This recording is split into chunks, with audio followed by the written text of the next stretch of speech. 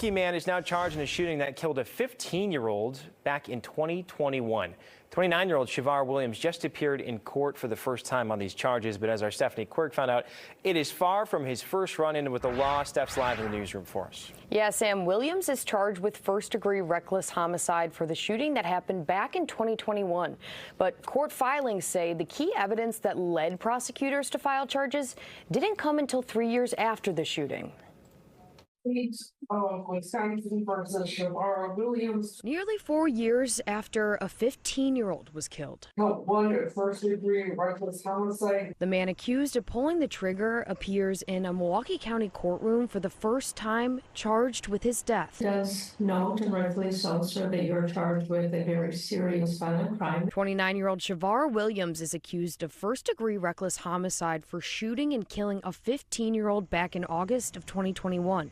Officers discovered the boy near 21st and Meineke, slumped over against a fence in an alley. They say he was shot and died at the scene. We have serious concerns about the safety of our community here. It wasn't until the summer of 2024 when investigators say a witness came forward with key evidence that led prosecutors to connect the crime to Williams. Court filings say that witness told detectives he saw the 15-year-old and Williams exchanging gunfire the night of the shooting. He says when the victim's gun jammed, Williams fired a shot back that killed the boy. After that interview, forensic experts linked Williams' DNA to a hat found near the victim's body. The victim of the homicide shot a gun at Mr. Williams first. It is concerning that this kind of conduct would occur again. But again, it needs to be taken quite seriously. In court Friday, a commissioner sided with the state and set Williams' bail at $250,000, pointing to Williams' lengthy history of serious crimes, including a juvenile case of felony murder from back in 2012, which was adjudicated. That is the protection of the surviving victims and the community altogether. And Williams is due back in court next Friday. In addition to the homicide charge, he's also charged with 2 other felonies in this case. Live in the newsroom, Stephanie Quirk, FOX 6 News. Interesting that it took so long to find that evidence, but police they think they have their guy. Stephanie, thanks. A big story tonight at 5. Federal agents are focused on a clothing store in Milwaukee's South Side. Aaron Maben is live with video of those agents forcing their way into the store. Aaron? Well, Ted and Mary, majority of those federal agents have left this store on the city's south side, but we can still see the signs that they were out here. Look at the front door here. You can see that they had to force their way into the store this morning, and we were watching them work earlier today, and federal agents packed up evidence boxes marked with the names of expensive clothing brands. So could this be connected to a possible knockoff clothing case? It's something that we're working to find out. Before 10:30 Monday morning, federal agents moved in. Agents wearing Homeland Security and U.S. Marshal vests covered their ears, bracing for a bang. Agents entered Duddy fashion at 6 and Mitchell as neighbors watched. I saw from my window they break into the door and they get in. They used a search warrant to get in, document, and then remove the evidence. And their focus got clearer throughout the day. You can see evidence boxes with labels of high-end clothing and shoe brands like Louis Vuitton, Burberry, and Off-White. You know, they will not be here for something like small. I'm sure there is something big happening around. Homeland Security did not immediately respond to our request for information, including if this is a case of illegal knockoff fashion. Its website says the agency conducts federal criminal investigations into illegal movement of people, goods, money, contraband, weapons, and sensitive technology into, out of, and throughout the United States. After receiving calls about federal agents on the South Side, the group Voces de la Frontera let people know the situation does not appear to be related to immigration. The group advised everyone to stay away from the area and remember their rights. For me, it's scary to see them around, for sure. Back here live at Duddy Fashion, we did see U.S. Marshals out here earlier today. We are working right now to get our hands on that search warrant to figure out exactly what this was all about. The owners of this shop have not responded to our request for comment either. We're live in Milwaukee at 6 and Mitchell. Aaron Maben, FOX 6 News. All right. police are looking for the driver of a car that slammed into a 13-year-old boy. It happened on 27th and Capitol. The child went flying through the air. Luckily, he wasn't seriously injured. Fox 6's Ashley Sears is here in studio. And Ash, the victim's mother says that's no excuse for the driver taking off. Yeah, Ben, the 13-year-old suffered a broken wrist, chipped teeth, and injuries to his head. He was crossing the street a little more than a week ago when a car came from behind him and hit him. And we want to warn you, the video may be a little difficult for some people to watch. I was sick to my stomach. When you see the impact, it's hard to believe this 13-year-old was able to get back up so quickly. He flipped, then slid across the street. Jessica McCoy's son, Jaquelin, was on his way home from an after-school program when his walk took a scary turn at 27th and Capitol a little more than a week ago. The reckless driving in Milwaukee is just... it's just ridiculous. His mother rushed to the intersection after getting a call from police to find her son in a state of shock. He said he blacked out. He didn't know what was going on. At first, he wasn't talking. McCoy got a better look at what happened after watching surveillance of the crash. Video she says the city gave to her. That's my son, and it could have been way worse. And for you to just drive off. The Howard Fuller School 8th grader suffered a broken wrist, chipped teeth, bruising, and injuries to his head.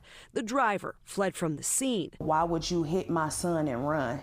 This mother is now on a mission to find the person behind the wheel and is asking everyone to pay closer attention on the roads. I just want whoever did this to my son to come forward. Please have a heart. Milwaukee police tell us they continue to investigate. If you recognize that car or know anything about the crash, contact MPD. Ben? Wow, it could have been so much worse. Milwaukee County prosecutors charge a 58-year-old Milwaukee man with sexual assault in connection to a high-profile missing persons case. Ben Handelman is in the newsroom with why police say the suspect came to them. Yeah, Kim, we did a number of stories on the missing teen in April, but are no longer naming her as she may be the victim of a heinous crime. The 14-year-old walked out of a treatment center but was found earlier this month at a home on West Wisconsin Avenue. She told police she was given drugs and was taken advantage of sexually by 3 to 4 men. Daniel Hawkins is now facing a number of charges, including sexual assault of a child under 16 and giving the girl drugs. Hawkins first raised suspicion when he approached the girl's mother, who was out searching for her, and said he'd given her a ride to the North Side home and was with her for 4 days. When Hawkins was first questioned about the girl's disappearance, he became belligerent, according to investigators, and threatened to kill officers and his parole agent. The teen was eventually found May 1st with methamphetamine in her system and was taken to the hospital. She told police she'd been taken to 4 or 5 trap houses before being found. In addition to the sexual assault charges, Hawkins is facing charges for threatening a parole agent and possession of cocaine. He's looking at decades in prison if convicted. In the newsroom, Ben Handelman, Fox 6 News. Ben, thank you for that update. The Milwaukee Public School District is making progress in its lead crisis. The Milwaukee Health Department giving the all clear to Starm's Early Childhood Center. However, the community asked to stay at Starm's Discovery Campus for the remainder of the school year to limit teaching and learning disruptions. Meanwhile, students and staff at La Follette School, Westside Academy, and Brown Street Academy have relocated while work is being done at those schools. There are lead screening clinics for MPS students throughout the city, and we have a link to some that are happening now in the Fox Local mobile app. So let's get to our big story tonight at 9. From speeding cars and burnouts to fireworks and huge crowds. Milwaukee leaders say they are tired of what's being called street takeovers happening around the city. Ashley Sears is here with how police say they are now cracking down. Yeah, MPD told the council today they'll be doing what's called directed patrol missions. They want to see these street takeovers stop and to hold people accountable. It's in the streets popping up across the city, from the east side to Cesar Chavez and Greenfield Avenue on the south side. As a city, we cannot tolerate this.